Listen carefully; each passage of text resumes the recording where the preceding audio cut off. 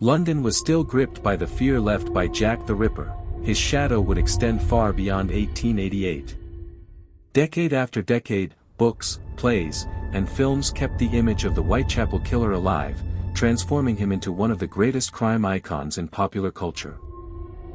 Here's a list of some works that have been inspired by Jack the Ripper over the decades. But, while London was still gripped by the fear left by Jack the Ripper, across the Atlantic, in the United States, another nightmare was beginning to take shape. In Chicago, a seemingly respectable man erected a peculiar building, a maze of secret corridors, locked rooms, and hidden ovens. His name was Herman Webster Mudgett, better known as H. Holmes. If Jack shocked the world with his brutality on the streets of Whitechapel, Holmes would bring the terror indoors, creating what became known as the Castle of Horrors.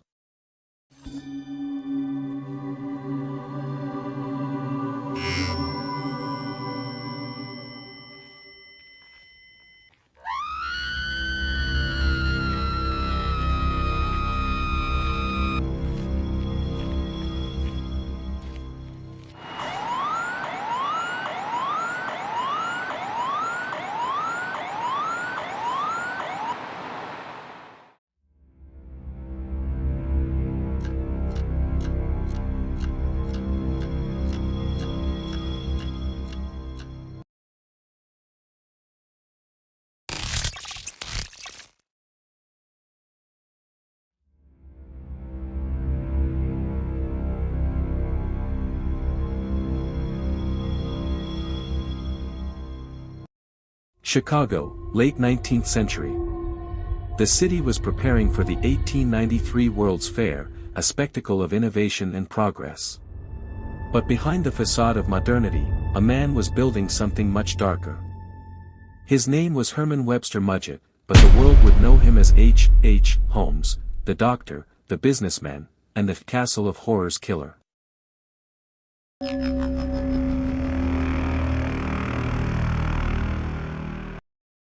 Born in 1861 in New Hampshire, Holmes grew up in a strict and religious family. From an early age, he demonstrated above-average intelligence, but also signs of coldness and cruelty. Fascinated by anatomy, he was accused of mutilating animals in his youth. Later, he graduated in medicine, which he used to engage in fraud, stealing corpses and forging life insurance policies.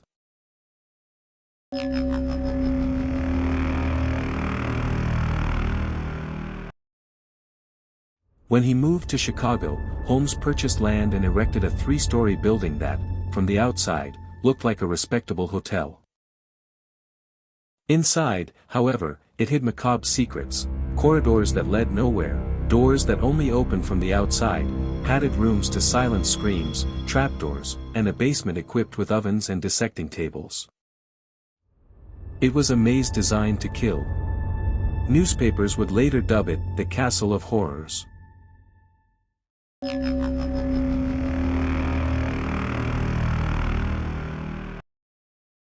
Holmes lured his victims with charm and promises of employment or lodging. Young women, many of them visitors to the World's Fair, would disappear into the castle, never to emerge.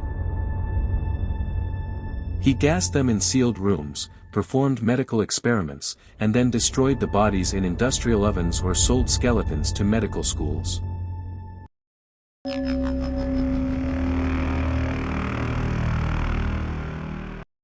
Despite his businessman disguise, Holmes was not brought down by murder, but by insurance fraud. In 1894, after an intense investigation, he was arrested in Philadelphia. During his trial, he confessed to approximately 27 murders, but it is believed his victims may have numbered more than 200.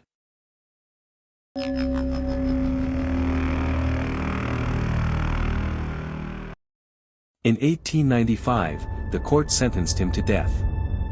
Until the end, Holmes maintained his cold and calculating air, even saying that he was possessed by the devil himself. On May 7, 1896, he was hanged. Witnesses said his execution was slow, as if his body were resisting death, a macabre irony for someone who had caused so much pain.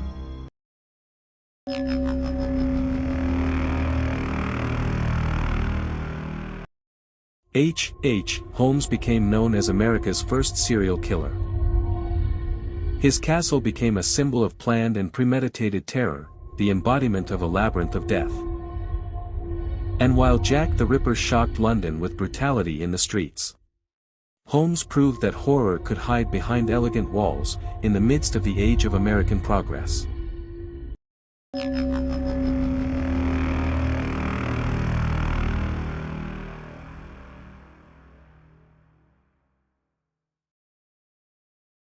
Behind the mask of an elegant doctor and promising businessman, Holmes also led a seemingly ordinary life. He married at least 3 times, many of them without even divorcing the last, showing his skill at manipulating people not only in business but also in relationships. His first wife was Clara Lovering, whom he married in 1878 in New Hampshire. And with her, he had a son, Robert Lovering Mudgett, who would later become a public accountant and lived an honest life, far from his father's name. Then, in 1887, he joined Myrta Belknap in Minneapolis. And with her he had a daughter, Lucy Theodate Holmes, who grew up to be a teacher. And finally, in 1894, already living his double life of crime and fraud, he married again, this time to Georgiana Yoke, in Denver. The most disturbing detail is that Holmes did not officially divorce his previous wives, maintaining overlapping marriages. Both were spared their father's dark legacy and followed common paths, protected by the shadow of infamy. There are no records of Georgiana Yoke's descendants. She remained with Holmes until his arrest in 1894, but did not start a family with him.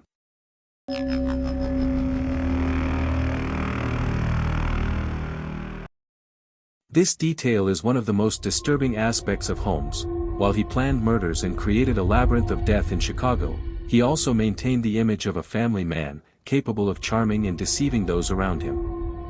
A perfect example of the contrast between the respectable facade and the darkness hidden behind the smile.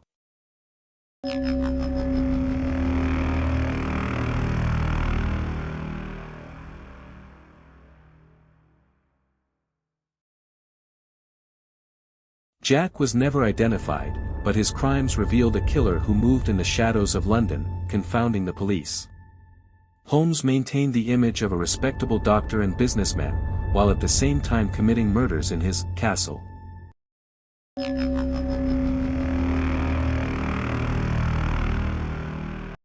Jack demonstrated surgical brutality, removing organs from some victims with precision.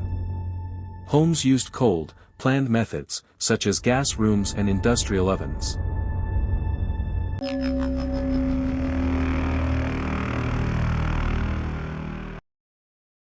Jack became a myth, inspiring legends, theories, books and films. Holmes has been transformed into a symbol of the first American serial killer, and even compared to fictional figures like Hannibal Lecter.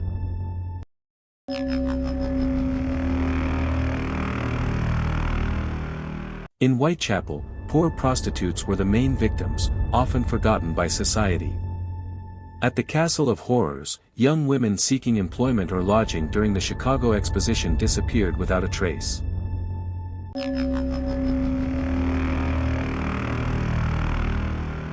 Jack was the symbol of modern fear in Victorian Europe.